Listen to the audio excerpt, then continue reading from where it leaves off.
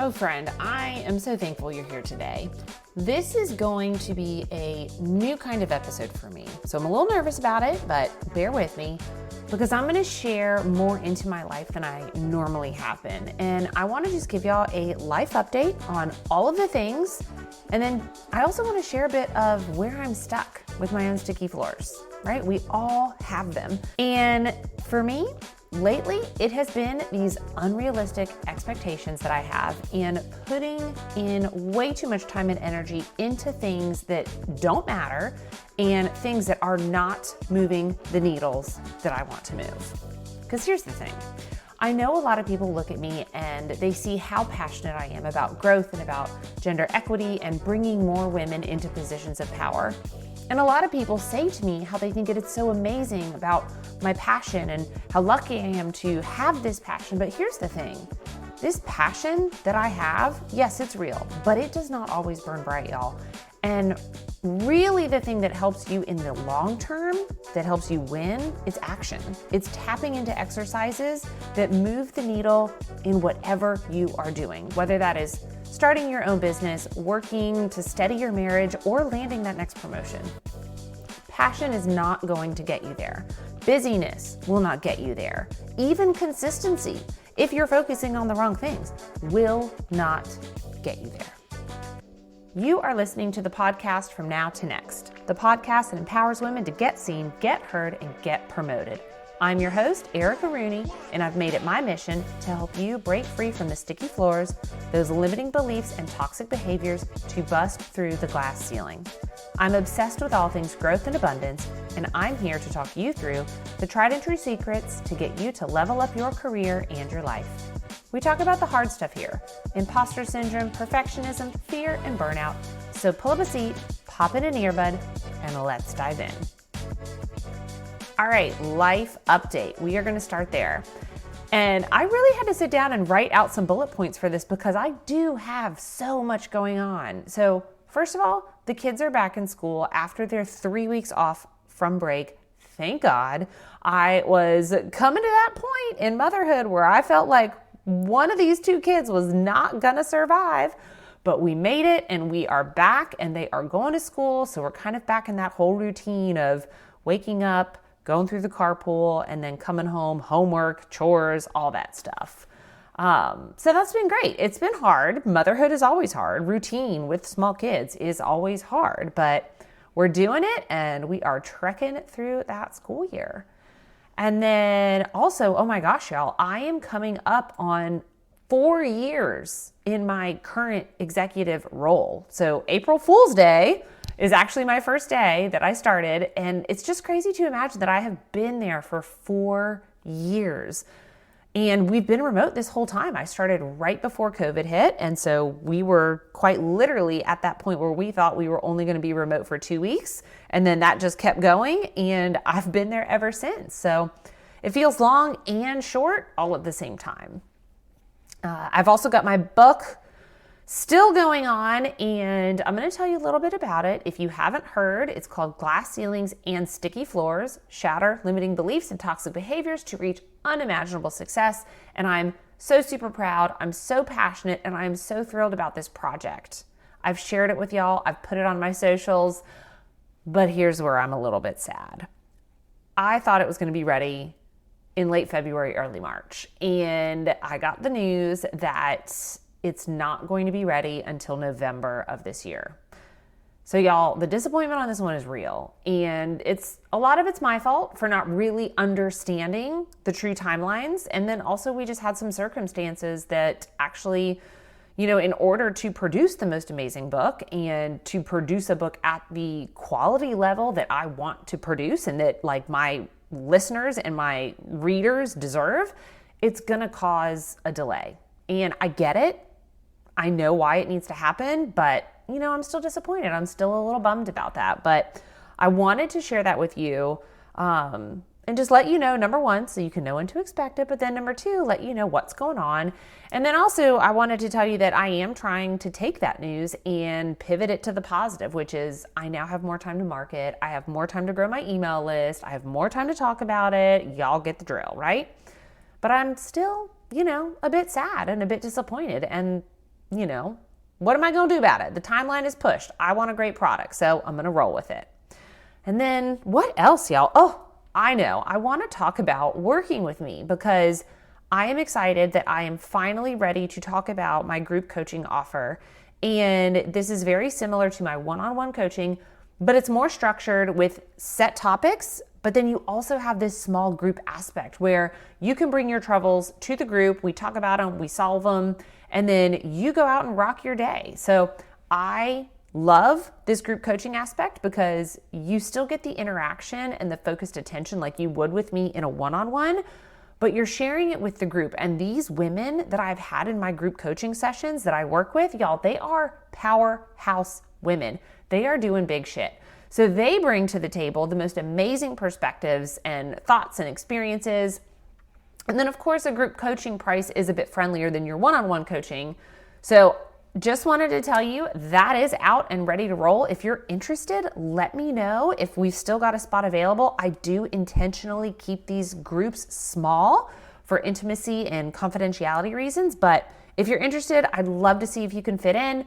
Just, hit me up on Instagram or email me at erica@fromnowtonext.org. So yep, that's .org. Erica, ERICA @fromnowtonext.org.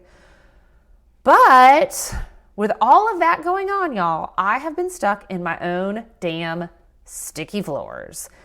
And I'm going to start with the stickiest of them all, which is unrealistic expectations. Y'all, I am the queen of setting unrealistic expectations on myself. This sticky floor is one that just runs so deep with me. And it is something that I have always struggled with. I always have high expectations. I want to do the most. I want to be amazing. I want to be perfect. And y'all know, I know that's not realistic. So where am I struggling? Well, number one, the book. I had the expectations about the book and the timeline and how easy and seamless and perfect this process would be. And, this is not that. So don't get me wrong. It's been a great learning experience so far, but it has been far more challenging than I think I ever imagined. And then also unrealistic expectations in my day job. Y'all know this, because if you are listening to this podcast, you are also a badass with big dreams. And sometimes when you're not making the progress in your day job the way you thought you would, and you hit these roadblocks, you get frustrated, right? You get really, really frustrated. And, I'm going through that right now. But then also, these dang kids of mine. Now, if I can just go out on a limb and tell you they're not acting right, y'all, I'm in that phase where if I do not come down on them hard right now when they are teenagers, it's really going to bite me in the ass. So we've just been going through a lot of consequences and repercussions, and it doesn't make me feel great as a mom. Kind of makes me wonder if I'm even doing this mom thing right. And also, if you're in the land of consequences and repercussions like me, y'all know that you are also experiencing the consequences and repercussions. If your kid's grounded, you're grounded. If they're miserable, chances are, so are you. But then, more unrealistic expectations, this podcast, my business. I want things to happen at a certain pace. And I've been allowing my unrealistic expectations to push in far too much. So what do I mean by that? I'm going to throw out an easy one. Social media following and engagement. It's like, I've got this expectation that I should have X amount of followers and X amount of likes per Instagram reel, and I'm not there. It just doesn't happen. I've also hit a bit of a writer's block, a creativity block, and that's been hard for me to show up daily to do fresh, positive content, and that kind of pulls me deeper into my sticky floor. But I share all of this with you, all of my stickiness, all of the ugliness with you, because there's power in sharing it. And y'all know my word of the year is community. So this is me leaning on my community for support. And I'm going to tell you right now, as I'm going through that list with you, like I am already feeling the uncomfortableness because I don't like to share my failures. Who does, right? But I need to share them with you. Number one, to let you know you're not alone. I want to show you my less than perfect side of life because when I do that, it opens me up to receive your love and your support. And that means the world to me, and it keeps me going. It keeps me doing what I'm doing, showing up even when it's hard. And now what I will tell you is when I really start to feel the overwhelm, which I've been feeling a lot this week, last week, it means I'm stuck. Now, I have a 4-part framework that I use whenever I am feeling this way, and I call it my SNAP method, and it is all about snapping out of the sticky floors. I'm going to go over this in detail in February. I have an amazing 4-part series planned out for you, but it is all about stopping and taking note of the physical sensations, emotions, and feelings in your body.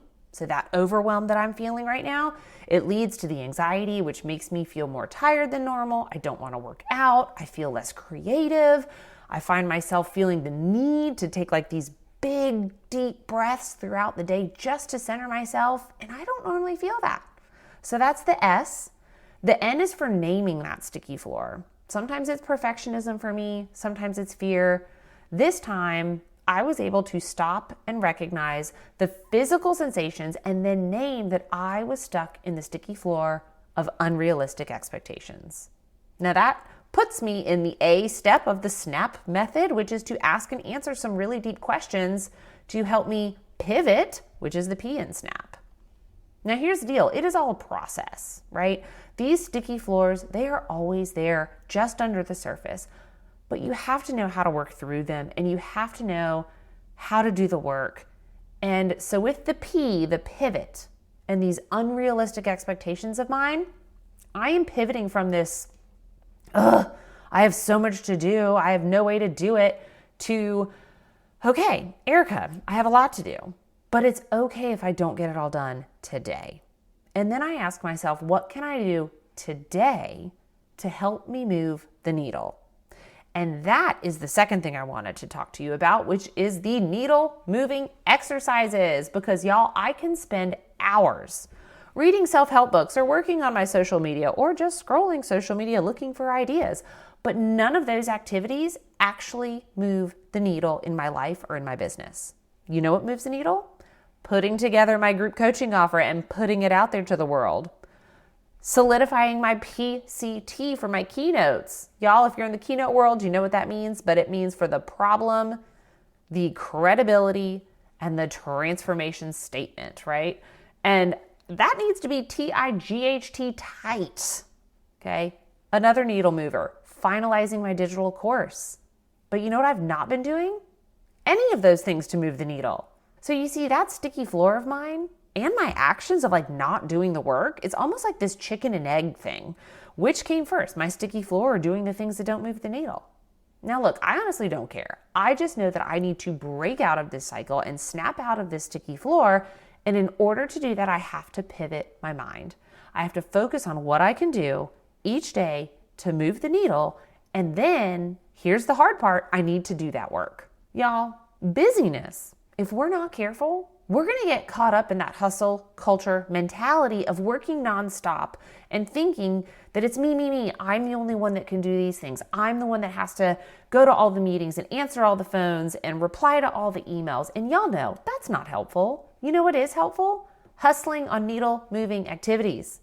Getting out there and doing the things that maybe you don't want to do because they're hard, because they take effort, because they might be a little scary and you don't even know if it's going to work. But guess what? If it does, it moves the needle. So what exactly is a needle moving activity? Well, there's different needle moving activities for everyone at all phases and all stages, but I want to give you some solid examples.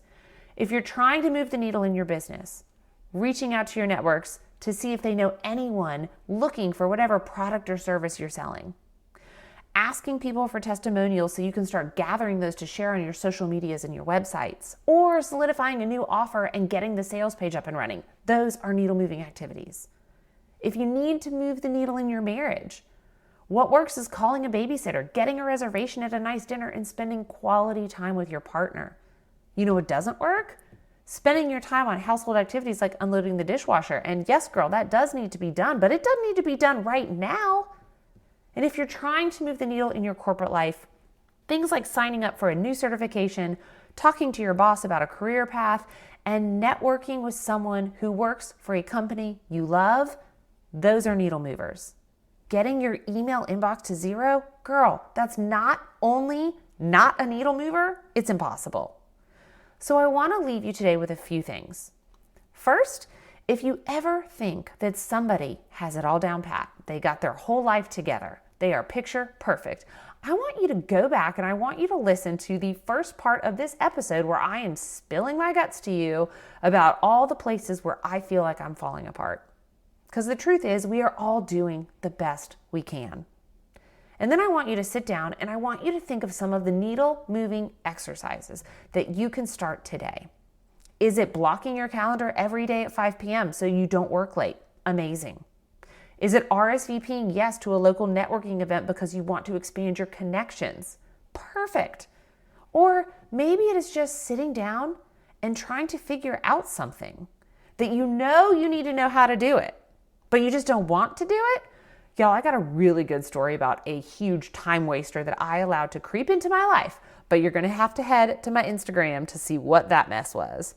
Sit down and write out what those needle moving exercises are that you've been avoiding. And then I want you to block your calendar so that you can do them. Yep, it is a super small and easy step. You probably already know what you're avoiding. I know I do, but block the time. I don't care how far into the future you have to go to find that time, just do it.